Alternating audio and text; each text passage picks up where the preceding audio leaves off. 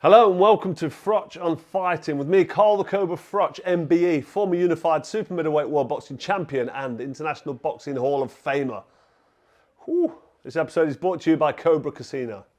Right, so let's get straight into the big fight last night. Well, not a massive fight, but it was a good industry fight, and Jack Catterall really, for me, needs to be crowned world champion pretty soon. Jack Catterall took on Regis Prograis, and to be honest, to start with, the fight was slow, it was steady. I didn't think it was going to get going. I thought it was going to be one of them stinkers where you sit watching it and it never gets going and you're on your edge of your seat thinking, come on then, throw a punch, commit. And then all of a sudden, after about 4 or 5 rounds of nothing happening and thinking it's going to be a stinker, Catterall got hit with a jab. I think he was slightly off balance, but he got dropped with a jab. He touched, I say dropped, he touched down with his right glove. He went down, so the referee rightly called the count, give him an 8 count. And after that point, Catterall then kind of got himself into motion, got into gear, started to relax a little bit and started to counter with the left cross from the southpaw stance. And once he started landing shots and started getting a little bit closer and timing Prograis a little bit better, then the fight really, he was in control. I thought he dominated the last half of the fight. The second half of the fight, I just thought Jack Catterall was different class. This is a guy that should be world champion, don't forget. He beat Josh Taylor, but didn't get the decision. There's no real argument for that. It's not even up for debate anymore. Josh Taylor fought Jack Catterall when he was unified, was undisputed actual champion. He was undisputed champion, and Catterall beat him, but didn't get the titles. He's still not been crowned a world champion. And I've got to be honest, I'm a massive fan. I think Jack Catterall is a fantastic talent. He's a quiet lad. He doesn't say much, but he does his talking in the ring with his fists. He's very cute, very cagey southpaw fighter, good counter puncher, great timing, lovely to watch. Got a lovely fluid style, if you like. I just enjoy watching him fight. It's one of them where you sit back and you're waiting for that sharp left cross, which he landed last night quite a few times on Regis Prograis and dropped him. Prograis went down twice and he was in trouble, let's be honest. But Jack Catterall never got the stoppage. He got the win. He boxed well. Started slow, got into it against a quality operator. Regis Prograis is a good fighter. Josh Taylor beat Prograis actually, and Catterall beats him just to say, listen, I belong at this level and I'm now ready for a world title. There was a little bit of beef at the press conference because, not major beef, but Regis Prograis was bringing out some receipts, some old voicemail or text message voicemail that was on his phone with Sam Jones. Sam Jones has been absolutely hammered for it. I think he's been out hammered a little bit over the top. I think people have made too much of it and give Sam Jones too much stick. But basically, he played a message from Sam Jones to Prograis, said, "Come on, you'll beat Jack Catterall. It's no problem for you." And this is before Sam Jones was actually with Jack Catterall. So Sam Jones justified it quite well by saying, "Look, that was before I worked with Jack Catterall, and I was saying anything I could say to get him in the ring. Sometimes you've got to tell fighters and blow smoke up their arse to tell them they can do something, even if you don't believe it." So he kind of wiggled his way out of it, but that was the only kind of beef really at the press conference. Jack Catterall's so quiet, he didn't really say much. He didn't really make too much of that either. But Sam Jones was under the cosh, and he got himself out of a bit of a sticky, maybe potentially embarrassing situation quite well. I believed him, and I liked his answer when he came back and said, "Look, that was just to try and get him in the ring." But anyway, these two got in the ring and they did what they had to do. I mean, Prograis didn't stop trying. Towards the end, after he'd been dropped, I think he hurt his ankle. He was swinging away. He was really going for it, and I like to see that in a fighter. He was getting caught. He was getting outboxed. He was getting beat to the punch on the counter punch because Jack Catterall's counter punch and his reflexes is so good, so sharp.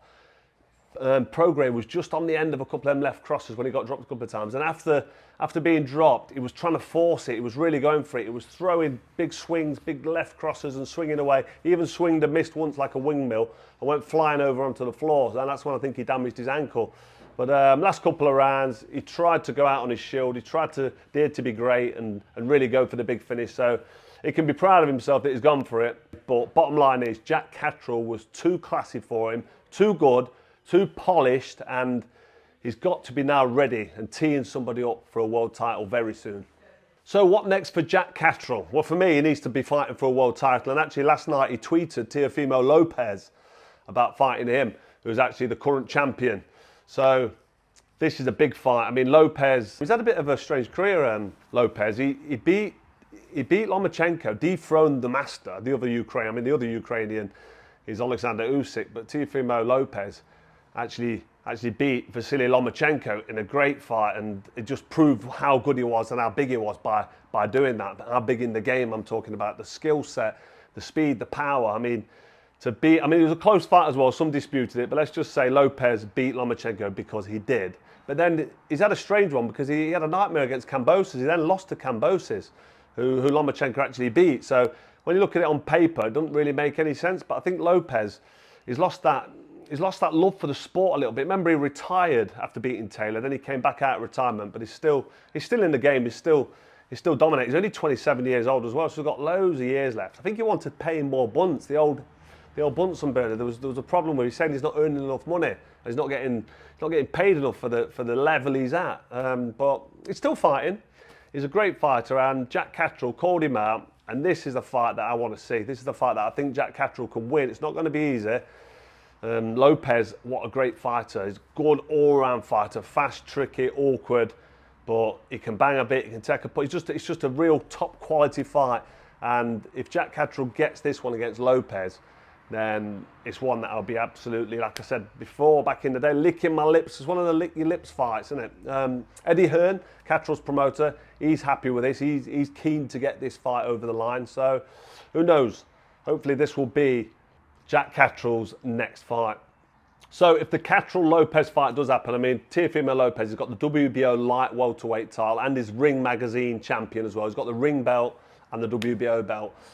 So he may be favourite going into this, but Jack Catterall's definitely got the ability and the skill set to beat Lopez. I think Lopez mindset, I don't want to say he's bored of the game and his heart's not in it, but listening to him in the past and after the Josh Taylor win, I just didn't like what he was saying. I didn't like the mindset and looking at the future and not really saying he's not really enjoying the sport so much. He's not getting paid enough, and I don't know. I just feel like if you're a lover of the sport and it's what you do for a living and it's all you've got, then the negativity that he says, some negative things come out his mouth, and I think, hang on a minute, this is a guy that's not actually that serious about the game. But he's had a lot of highs, and he's had a fantastic career. And I think Jack Catterall will be very, very tough for Lopez. I'm not saying it'll be an easy fight for either of these guys. I just think Lopez will struggle with Catterall because Catterall stands back in that southpaw position looking for the counter, and Lopez likes to counter,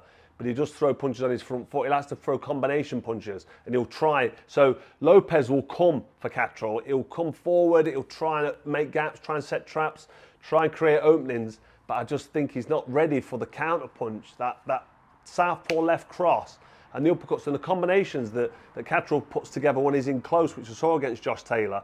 I just think it's a great fight, really, really good fight, proper high-level industry fight between these two guys. And Jack Catterall, I mean, I can blow more and more smoke up his arse all I want, but you're going to say to yourself, he's not won a world title yet, so he needs his crowning moment. And I think his crowning moment was against Josh Taylor, but he never got crowned. But luckily for the fans and luckily for him, he's kept his desire in his heart. He still wants to be a champ. He still loves the sport. He still lives and breathes for boxing. So this fight against Lopez will be close, but it's one that I think Jack Catterall can definitely dominate and win. So away from the main event, we had a cancelled co-main event, Reece Bellotti against Michael Gomez Jr. I can remember his old man actually, Michael Gomez Sr. fighting Alex Arthur in an absolute humdinger. He was involved in a couple of good fights, he was, the old man, his dad. But yeah, so Reece Bellotti yesterday was looking forward to defending his British title, I'm sure, because this would have been his third defence of his British title. And when you defend the title, the British title 3 times, you actually win the belt outright. You get the Lord Lonsdale belt outright to keep for yourself, which is a beautiful bit of kit. It's a lovely belt, British title belt, the Lord Lonsdale belt. And yeah, with Gomez pulling out, that means you've got to find another opponent and try and fight. So frustrating, really, for both guys. We don't fully know what was wrong with Gomez Jr. Apparently, he was inspected by the doctors. I don't know. I heard somewhere it was something to do with his kidney, but I don't know how that can be a factor unless you've got kidney stones and you're in pain. Like my coach Rob McCracken used to dehydrate himself quite a bit, and he got kidney stones. He was in horrific pain. He was a few times until he had them lasered out. But we don't know what went wrong. But I know that Reece Bellotti will be eager to get back in the ring and defend that British title, and indeed, if he defends it 3 times, win the belt outright. Else on the card, Campbell Hatton, who's had a bit of a slow burning career because obviously he's not done what many people probably thought he could do, being the son of Ricky Hatton. He's got no amateur experience though. He's not a big name in the game just purely because not massive things was expected of him really in the boxing world, in the actual boxing purist world. People who know and understand the game know he's got no amateur experience, and he's turned pro pretty young but under no experience. So there was probably big things expected of him from the general public, from the Hatton fans. Obviously Ricky Hatton was a great fighter, world champion, involved in some real top fights over the years. And with Campbell Hatton losing yesterday, I mean, at sort of area level, it sort of tells you that he's not going to probably achieve anything on world level or even European level in the professional game. But what I'd say to Campbell Hatton is don't be too downbeat by it, because at the end of the day, he's a 23-year-old kid and he's learning when he's on the job. He's been learning whilst he's been fighting professional. If he still loves the game, he still wants to do it. I mean, I'm sure his dad will look after him anyway, but if he still loves boxing, he still wants to be involved, he's still got time. So I'd just take your time, have a couple more steady fights and see how much you want it. But yeah, to get beat at area level, it's not good signs for any ambitions, if he has got any ambitions of becoming a world champion in the future. Obviously a massive name, Ricky the Hitman Hatton. We'd want to see his son go through and become a world champion with the massive following that he had in Manchester, but it's obviously not meant to be. When you look at the sons of legends in the game, like Chris Eubank Jr. and you've got Conor Benn, these are fighters where you're really only interested in watching them. I'm not being horrible to these fighters, these kids coming through. I mean, he's not a kid anymore, is he? Chris Eubank Jr. is 35 years old. But you're watching these guys because of the history of the sport and because of what their fathers before them have done in the game. And you kind of expect big things. Still want to see the Chris Eubank Jr. Conor Benn fight, don't get me wrong. It probably won't be for a title. It's nowhere near as big as their dad's fighting, but it's still big. But yeah, unfortunately for Campbell Hatton, he just hasn't quite got the experience to perform as a top professional. But like I say, keep your chin up, keep going for it. You never know what might turn around in the future. So moving away from the boxing, last night we've got Ilia Topuria against Max Holloway. Remember Max Holloway had that big humdinger with Gaethje in the last round. He took him on and ironed him out, chinned him. This Ilia Topuria is a bit of a boxer. He can box and move. He's got some boxing skills. People are talking about his boxing skills. And I'll be honest, when I watched him last night, he has got some boxing skills. He likes to stay on his feet. I think when it gets a bit later throughout the rounds with mixed martial arts, when to use the legs and to go onto the floor, it's quite energetic. To throw a big kick, and if you miss, you take a lot of energy out. So it's a big advantage being able to stand and box. We know a lot of MMA fighters can't actually box. They ain't got the boxing skill set. We saw it with McGregor Mayweather. We saw it with Ngannou AJ. But this guy, Topuria, he looks really good on his feet. And he got one hell of a knockout last night defending his featherweight title against Holloway. And Holloway, he's got that reputation of never being knocked out, never really been down, never been chinned. A little bit like the Cobra, can't be knocked out. I've been down a couple of times, but I've gone up to win. But Holloway got ironed out last night, and sometimes I just wonder, what is he, 32 years old now? He's been a pro like 12, 13 years. Maybe it's a change in the guard. Maybe the Father Time's catching up with him. I know he's only 32, but it's the miles on the clock. And Holloway, we're thinking he can never be knocked out, he can never be hurt, never be put out. But if you stick around in the game long enough or too long, then these things can happen. And Topuria last night really did put a good performance on. And it was a heavy knockout, a big knockout. But I would say Topuria has got some boxing skills. Could he cross over to the boxing sport, into the boxing ring?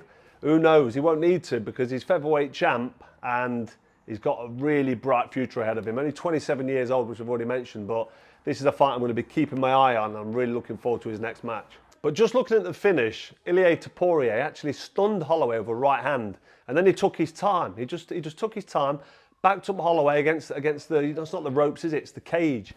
And as he backed him up, he just took his time, waited, and then as he turned that left hook over, boom, he got his body and turned it round on his foot. Rob McCracken used to always say to me, get onto that toe. And what that means is pick your heel up and let your whole body rotate through. And he threw that left hook on Holloway's chin and just fucking ironed him out, finished him off. And this is what's brutal about MMA, because the referee would usually jump in and either give a count or stop the fight. But Topuria jumped on the floor and started hand slamming him down. Is that the right term, hand slam? You corrected me last time I talked about this, but it was a great finish and it was a good well-timed left hook, which looked like it had some real art of pugilism in there from Topuria. So I've got to give him his credit. So sticking with the UFC for a minute, you've got Chimaev against Robert Whittaker. Robert Whittaker's been around a few years, but he's a real tough guy, former world champion, but he got absolutely destroyed. Chimaev actually caught him with a couple of shots, then got hold of him, got him in a choke. You've probably seen pictures on the internet. I'm not going to put any up because it's too brutal.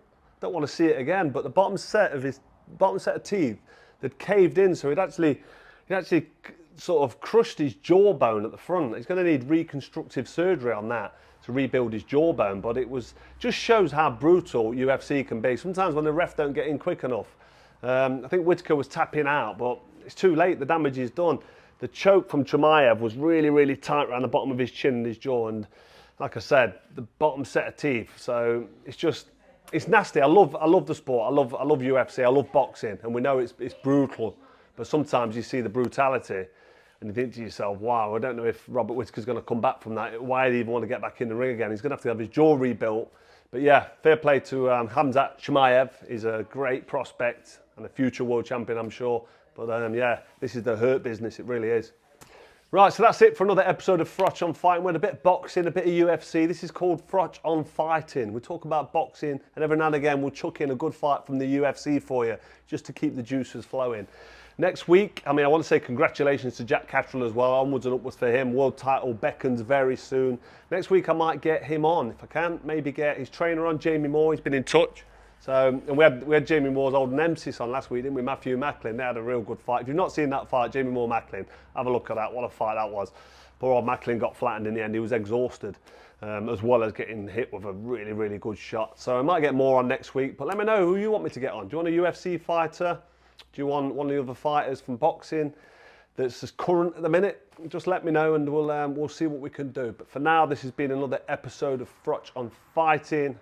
Don't forget to hit like, share and subscribe to the best channel in the business. And we'll see you next time.